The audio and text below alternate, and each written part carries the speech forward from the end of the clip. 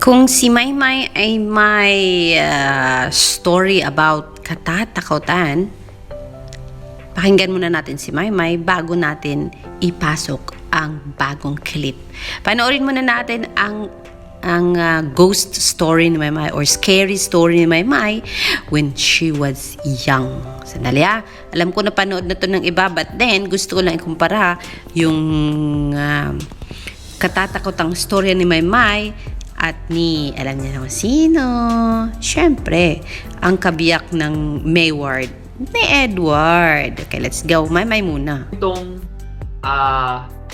nakakatakot na pwede mo i-share sa akin. Pwedeng supernatural, pwedeng nakakatakot lang na pangyayari. Horrors of your life. Kunyari, hindi ka nakapag-aral, bumagsak ka sa isang exam, something like that. Pwede na yun. Pero, Okay. I don't know. Let's talk something about supernatural. Okay, gusto Ito mo na, ng natural? Look at me. Supernatural. Huh? You are Is not this- supernatural. You are meta and supranatural. Wait lang, Beyond gusto mo ng natural, natural 'cause you are horror? beautiful. Look at me! Sabi ko, look at me! Oh, you're not scary. You are Nakakainis ka naman eh! alam mo, ikaw kabalik ka na ng scary. You are charming. Ay, ewan ko sa'yo. Okay. Okay, ito na, supernatural, sorry. Supernatural, okay. Mhm. Gusto mo Naniniwala magkwento ka ako sa ng mga multo? nakakatakot? Isa lang. Naniniwala ka ba sa multo? Naniniwala ako sa engkanto.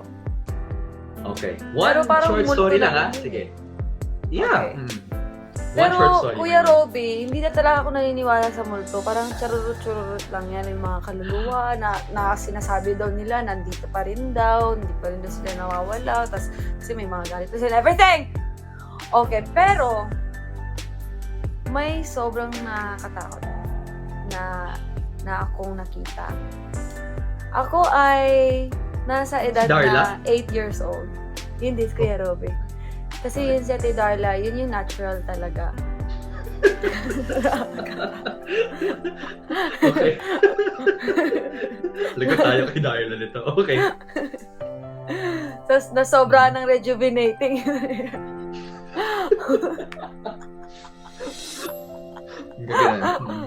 Okay. Okay, ito yung nakakatakot kong story. 7 or 8 years old ako nito. Ako yung flower girl ng isang ikakasal. Tapos, yes. Tapos, huwag ka muna maghawa. Pag-zoom mo ganun. Akala ko yun na yun eh. Sawa sana nga. Tapos, yung venue ng kasal ay doon sa isang lumang hotel. Na parang ilang years na yung hotel na yon, madami na nangyayari. Saan to? Sa Cagayan de Oro? Hindi, sa Davao City to, Kuya Rob. Davao. Okay. Yes, Kuya Robs. Pagkatapos, masok na kami sa hotel. Tapos sabi ko, tagal naman mag-start nito. Sinabi ko sa kuya ko, kay Michi, at saka dun sa isa kong kasama din na flower girl, na tara, punta tayo sa elevator. Punta natin ng every floor. Kasi gusto kong makita yung Piling ko, alam mo na itong story na to. Wag mo pangunahan na. Every floor, wag ka natatawa. Hindi naman to. Hindi ako natatawa, tatakot ako. So, every floor. Tapos sabi ng kuya ko, oy, sasama ako, baka anong gagawin niyo doon? Sabi ko, sige, sama ka. Punta na kami, 4 kami nito. Tapos punta tayo, second floor. Ting ding. Oh, ang ganda naman ito. May mga red carpet, gano'n, ganda. Tapos third floor, ay bakit medyo dito? Medyo iba yung kulay dun sa baba. Ito, blue. Okay. Tapos third floor, fourth floor, fifth floor. Kasi nisa-isa namin hanggang sa dun sa pinakatuktok na Which is? after ng 9th floor, parang lang siya. Wala siyang number yata. Feeling ko. Okay. Oo. Pero may circle pa dun na parang Rooftop. 10th floor pero walang, parang gano'n. Pag open namin, Kuya Robby, sobrang dilim. Sobrang dilim. Wala akong makita. Mhm. Pero sobrang maingay. Tas ang naririnig lang namin ay agos ng tubig. Baka Tapos BGC. narinig namin, ano? Kala ko BGC kasi madilim pero sobrang ingay.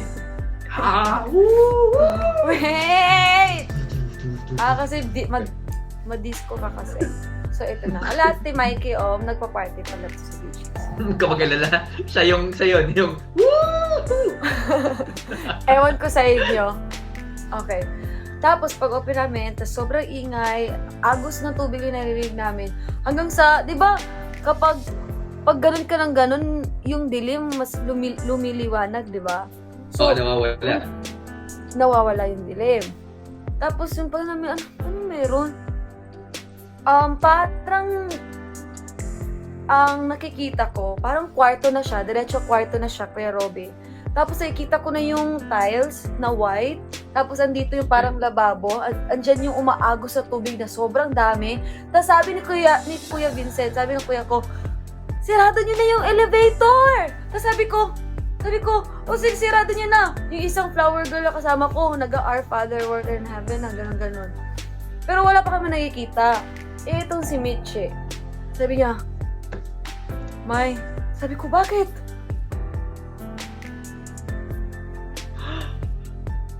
Nakaputing babae.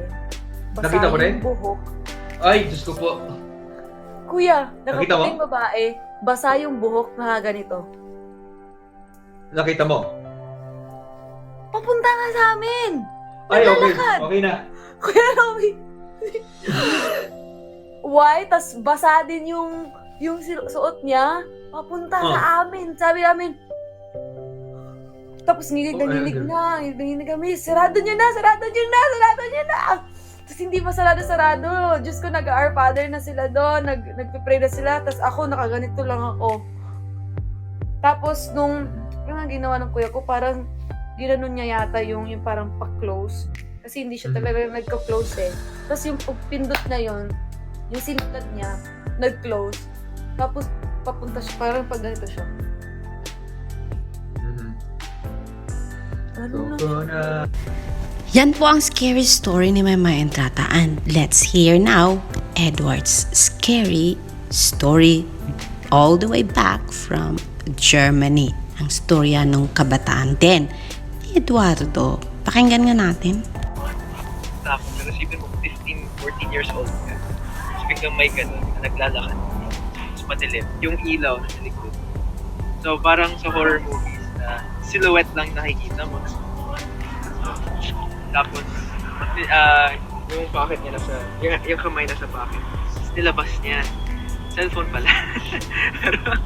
pero wala, hindi naman masyadong nakakatakot. Pero yun ang insight sa buhay ko. Konting insight sa buhay ko sa Germany.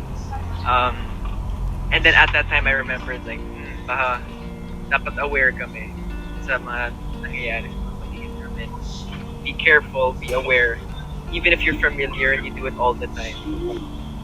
You know, always be careful. Lalo ba yung mga girls in the Philippines, please be careful of guys around you.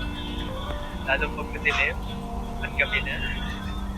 Because alam natin yung mga horror stories. Yung tunay na horror stories sa Pilipinas. Okay, sorry, medyo... Yes, kagaya ng sinabi ni Maymay kagabi sa Call Me Maybe, mas matakot ka. It's almost similar sa sinabi ni Edward John Barber. Kopya-kopya ka ba dong? But then yes, ang sinabi ni Maymay was, mas matakot ka sa buhay kaysa mga kaluluwa na gumagala, mga fallen angels, sa mga maligno, mga duwende, at kung ano-anong kababalaghan, kasi mas malakas daw ang power ni God, ng faith mo kay God, kaysa lakas ng mga evil spirits. Ay, ano dong, compatible kayo ni Maymay doon sa paniniwala nyo sa buhay? Sige na nga. Yan na muna ang update natin sa Halloween special ng pinakamamahal nating si Maymay at saka si Edward. I'll see you in my next mga Kamay Word.